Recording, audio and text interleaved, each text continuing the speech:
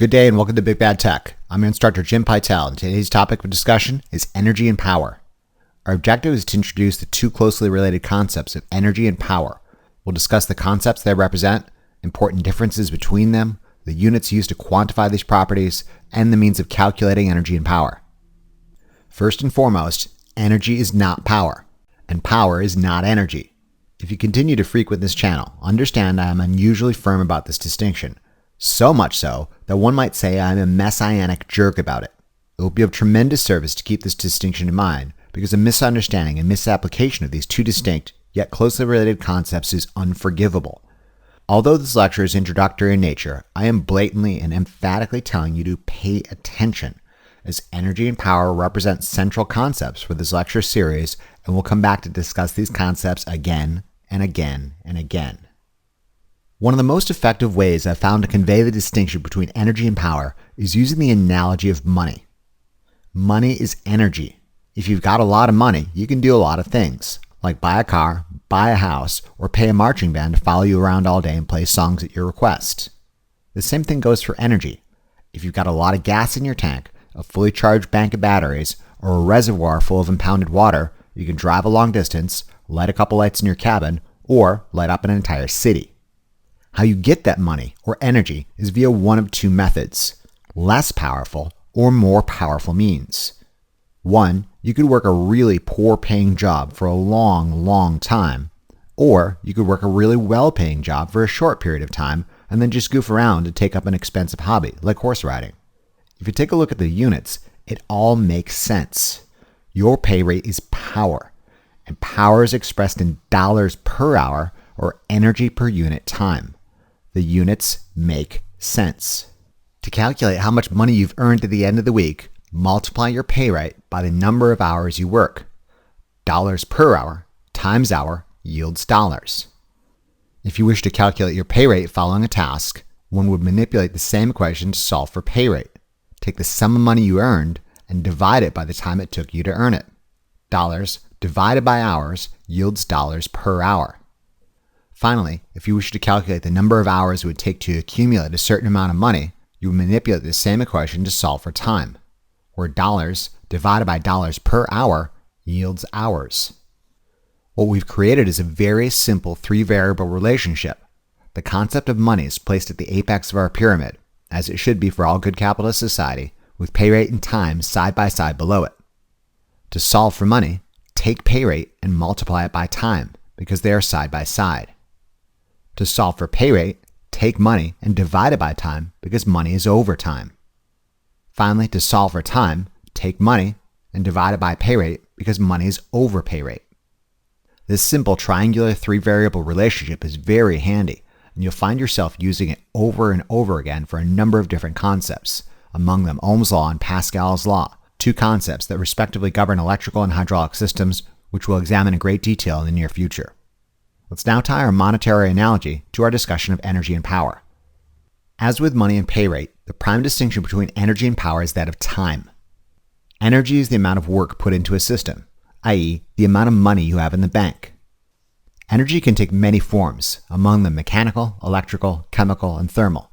Let's restrict ourselves to the analysis of mechanical energy right now, where energy is measured in units of joules, abbreviated with a capital J, where 1 joule is 1 newton of force expressed for a distance of 1 meter. Energy can be calculated as force times distance. For example, 10 newtons of force expressed for a distance of 3 meters means 30 newton meters or 30 joules has been expended. Power, in contrast, is pay rate. Power is how fast energy leaves or comes into a system, or the time rate consumption or generation of energy. Power is energy over time. The SI unit of power is a watt, abbreviated with a capital W, which is really 1 joule over 1 second, i.e. a unit of energy consumed or generated per unit time. The SI unit of time is the second, which hopefully doesn't necessitate explanation. These definitions and units imply an important relationship. If power is energy over time, energy is power times time. I should remind you that the law of conservation of energy states for any closed system, energy can neither be created nor destroyed and only changed into form. Therefore, the terms consumed and generated come attached with some important disclaimers.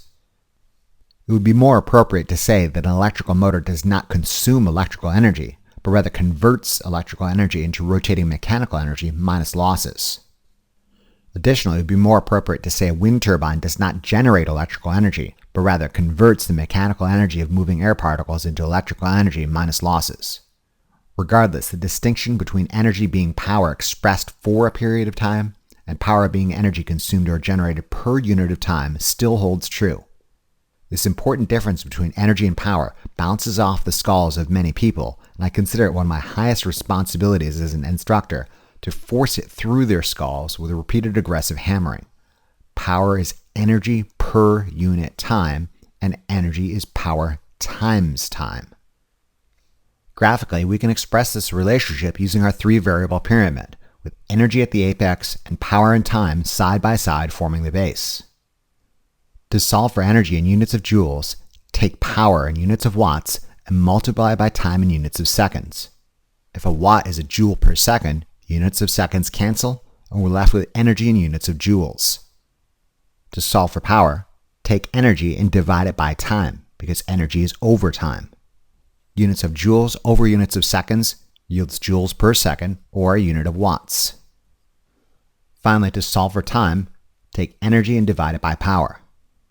Units of joules divided by units of joules per second yields units of seconds.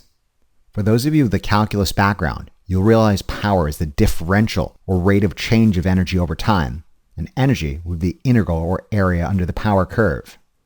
For the purposes of this lecture series, we'll mostly steer clear of differentials and integrals and restrict our analysis to the much simpler algebraic manipulations. Let's try a couple simple illustrated examples. Energy is power times time. Let's say you used a 100-watt device for a total of 3 minutes.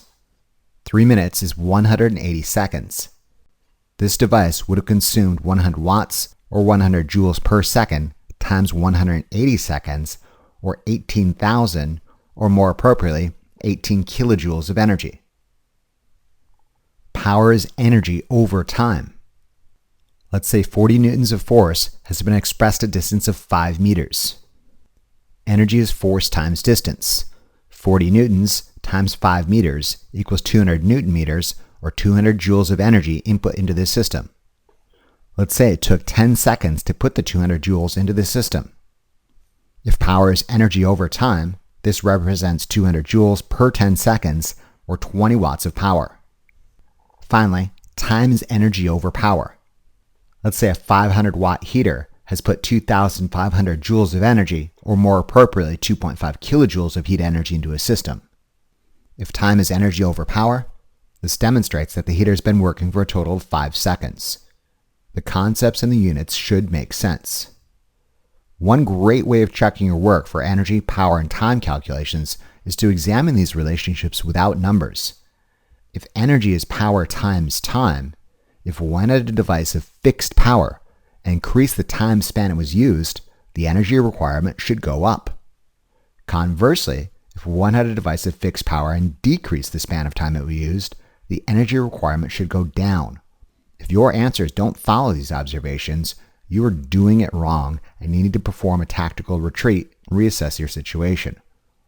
Let's try a couple more illustrated examples. Consider a task that necessitates 500 newtons of force be expressed at a distance of 2 meters. Consider a second task, which necessitates 250 newtons of force be expressed at a longer distance of 4 meters. Which task requires more energy in joules to complete? Energy is force times distance. The first task necessitates 500 newtons of force be expressed at a distance of 2 meters. 500 newtons times 2 meters yields 1,000 newton meters, or 1,000 joules, or more appropriately, 1 kilojoule. Similarly, the second task necessitates 250 newtons of force be expressed at a distance of 4 meters.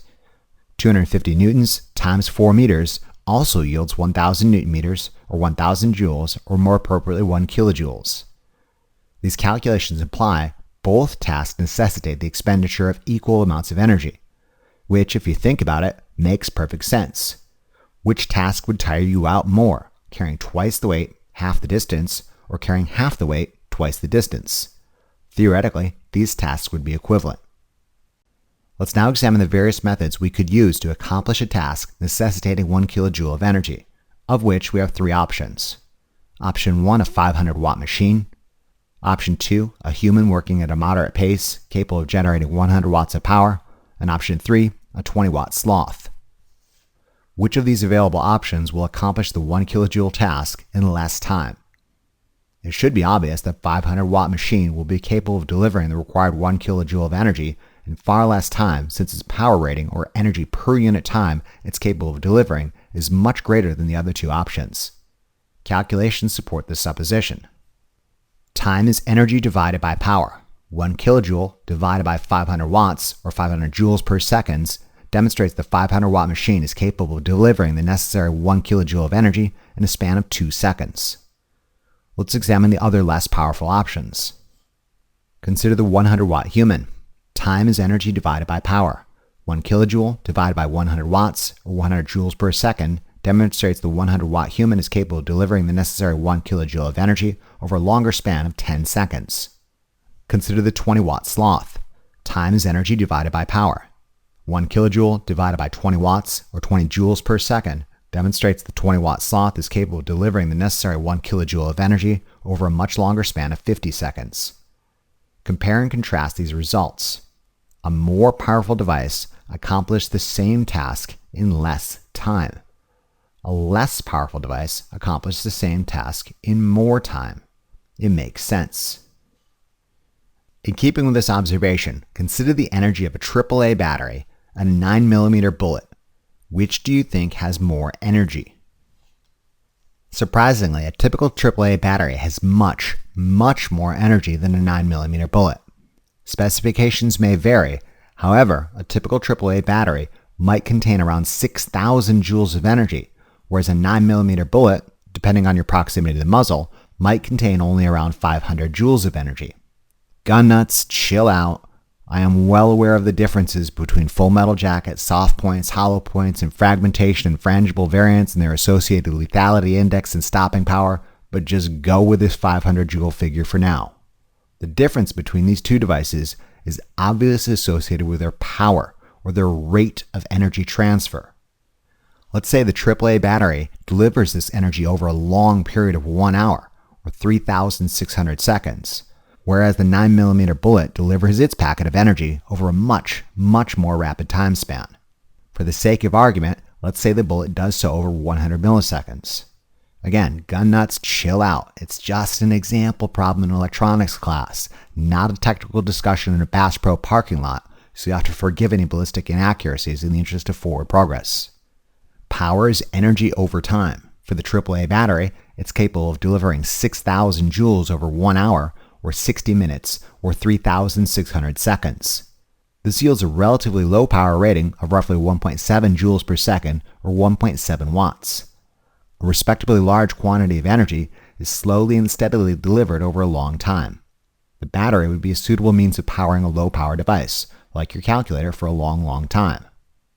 Let's now consider the 9mm bullet. It is capable of delivering 500 joules in 100 milliseconds.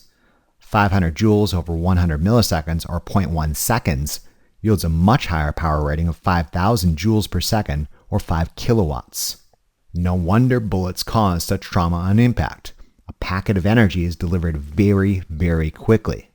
This explains why it's a recommended practice to power your calculator with a AAA battery rather than shooting it, although at times I'm certain you are tempted to do so.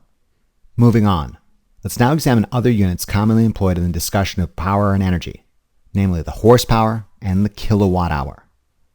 First, let's examine the horsepower. In addition to watts, power can also be quantified in units of horsepower, sometimes abbreviated as HP, where 1 horsepower equals 746 watts. In the U.S. customary system of units, a horsepower also equals 550 foot-pounds force per second. As antiquated as this unit may be, I still have a tendency to think in terms of horsepower, because it gives me an idea if one can stop a device with your hand, with 2 hands and a little sweating, or if something will just rip your balls out of your sockets if you ever get tangled up in it. Long story short, anything stronger than a horse could probably kill you, and even a quarter of a horse stands the reasonable chance of doing so if it kicks you in a critical portion of your anatomy. Let's try some basic unit conversions. Consider a quarter horsepower motor. In units of watts, this motor would have a power rating of 746 divided by 4, or 186.5 watts. Consider a motor that delivers 560 watts. In units of horsepower, this motor has a power rating of 560 over 746, or roughly 0.75 horsepower. Most likely, this is a 3/4 horsepower motor. Let's now try an energy, power, and time example necessitating some intermediate unit conversion. Consider a 2 horsepower motor being used for a span of 3 hours. How much energy in units of joules will it deliver? A 2 horsepower motor would have a power rating of 2 times 746 watts, or 1,492 watts, or roughly 1.5 kilowatts. 3 hours represents a span of 3 times 60 times 60, or 10,800 seconds. Energy is power times time. 1,492 watts times 10,800 seconds yields 16,113,600 joules, or roughly 16.1 megajoules. You'll note that for applications like this, joules are tiny, annoying, and unwieldy units. For this reason, numerous applications make use of a far more convenient unit of energy, the kilowatt hour. Pay special attention to the kilowatt hour, since in my experience it presents one of the biggest sources of confusion for those with difficulties distinguishing between the concepts of energy and power. The kilowatt hour is a unit of energy. It is not a unit of power. I know it has a kilowatt in there, which is a unit of power, but look at it. It is kilowatts times hour, or power times time. I say again, the kilowatt hour is a unit of energy. It is not a unit of power. If you don't believe me, unwrap each piece of the kilowatt hour one by one and prove it to yourself. If 1K equals 1,000, 1 kilowatt hour equals 1,000 watt hours. If 1 watt equals 1 joule per second, 1 watt hour equals 1,000 joules per second times 1 hour. If 1 hour equals 60 minutes and 1 minute equals 60 seconds, 1 kilowatt hour is 1,000 joules per second times 3,600 seconds, or 3,600,000 joules. In summary, the kilowatt hour is a unit of energy. It is a unit of power, the kilowatt, times a unit of time, the hour. Energy is power times time. The simplicity of expressing energy in units of kilowatt hours cannot be overstated. Consider a 4 kilowatt solar array being exposed to peak sunlight for a period of 4 hours. How much energy does this solar array produce in units of kilowatt hours? Energy is power times time. Rather than converting hours to seconds as we did when calculating energy using units of joules, we simply multiply the power in units of kilowatts times the time in units of hours. 4 kilowatts times 4 hours yields 16 kilowatt hours. It really is that easy. If you wanted to go to the trouble, which I have no idea why you would, you could convert this to joules, where 1 kilowatt hour equals 3.6 megajoules, and 16 kilowatt hours would equal 57.6 megajoules.